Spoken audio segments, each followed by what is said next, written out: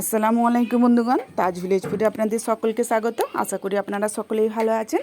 আজ আমি আর একটা নতুন ভিডিও নিয়ে হাজির হয়েছি। হ্যাঁ বন্ধুরা, দেখেই বুঝতে পারছেন আজ আমি বানিয়ে ফেলছি আম দিয়ে ডাল। তো আম ডাল যা গরম পড়েছে, মনে হয় আম ডাল প্রত্যেক দিন হলেই যেন তৃপ্তি করে এক মুঠো ভাত খাওয়া হয়। মাছ মাংস আর কিছুই ভালো লাগে না, তাই না? দেখুন আমি ডালটা ভালোভাবে ধুয়ে নিচ্ছি, 3-4 পানিতে ভালোভাবে ফ্রেশভাবে ধুয়ে নিচ্ছি। ধুয়ে নেওয়া হয়ে গেছে।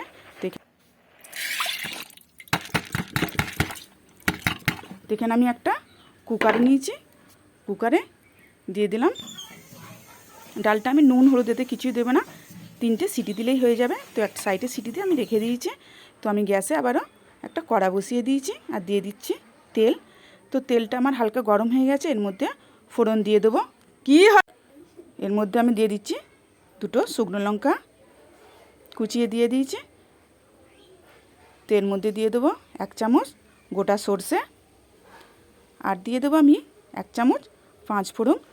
হ্যাঁ বন্ধুরা, এরকমভাবে একবার হলো এই আম ডাল, বিশেষ করে এই গরমে যা গরম পড়েছে, এরকমভাবে একবার আম ডাল খেয়ে দেখবেন, তো ভীষণই ভালো লাগবে। সেদিন মনে হয় একটু ভাত বেশি খাওয়া হয়ে যাবে। তো মাছ মাংস আর খিচুড়ি প্রয়োজন হবে না। তো এখানে আমি দিয়ে দিচ্ছি বড়ো সাইজের পেঁয়াজ কুচি, এটাকেও দিয়ে এর মধ্যে আমি দিয়ে দিলাম তেলেতে।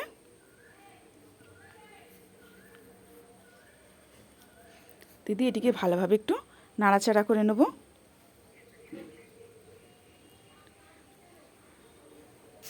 আর এখানে 6-7টা রসুনের কোয়াকে থেতো করে নিয়েছি, তো এর মধ্যে দিয়ে দিলাম, দিয়ে আবারও সবগুলো ভালোভাবে নাড়াচাড়া করে নিচ্ছি।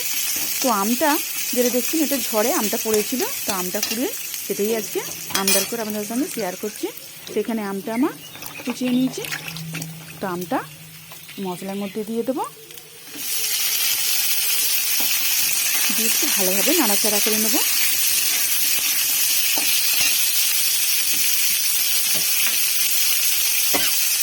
তো তেলের মধ্যে আমটা ভালোভাবে নাড়াচাড়া করে নিচ্ছি। এবার একে একে আমি মশলা দিয়ে দেবো নুন, আমি এতে দিয়ে দিয়েছি, আর দিয়ে দিচ্ছি 1 চামচ হলুদ গুঁড়ো, দিয়ে দিকে ভালোভাবে নাড়াচাড়া করে নেব। 4-5 মিনিট ধরে আমটাকে একদম নরম করে নেব। এতে অল্প একটু পানি দিয়ে যাতে আমটা নরম হয়ে যায়। দেখুন আমটি আমার অনেকটাই নরম হয়ে গেছে।